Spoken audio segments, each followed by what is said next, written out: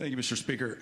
I was asked by a colleague of mine on the other side of the aisle, someone I actually deeply respect, and she asked me, was I going to be nice this session? And I thought it was an interesting question. I don't particularly think of myself as an unnice person, but I can see how sometimes people would see that differently. But you know what I've never done, Mr. Speaker? I've never gone on this floor and I've challenged the faith of an elected official because I disagreed with them on policy. I've never gone on this floor, Mr. Speaker, and suggested that the other side of the aisle were racist because they didn't agree with my particular policy positions. I've never suggested they were sexist because they didn't agree with my particular policy positions. But I'm keeping a running tally so far of this session. We're not very far into it. And almost every day, someone on the other side of the aisle either gets up and either subtly or comes right out and suggests that if you don't agree with them on policy, well, then you're not a Christian. You're a sexist. You're a bigot. You're a racist.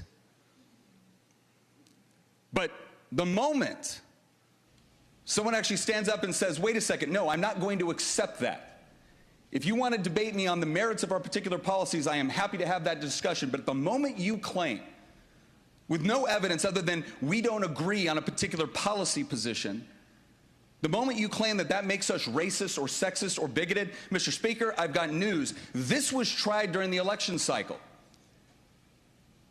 You had a lot of parents coming to their local elected officials asking questions about what was going on in their schools. And the initial response was, oh, it's not there. And then when they saw evidence that it was, based off of what their kids were coming home and saying to them, and they went back and reissued the concern, then they got told, oh, well, then you must be a racist. Because that has been the repeated narrative coming from certain members of the other side of the aisle. And there's been a lot of times where we've sat here politely and just took it. Mr. Speaker, not this time. I'm tired of it. My constituents are tired of it. Because when these claims are made, they're not just made against Governor Youngkin, they're not just made against us. They are made in part against the people that elected to send us here. And I don't know a single person in this chamber that I would define as racist or sexist or bigoted. We have very different ideas about how to get to particular end states where all Virginians can be happy, healthy, prosperous, and free. But just so I'm very clear, will I be nice this session? I would certainly like to be, but I'm not about to sit here and listen to that, Mr. Speaker, and then go home to my constituents and have them ask me, why didn't you stand up and defend us? So let's have a robust policy discussion.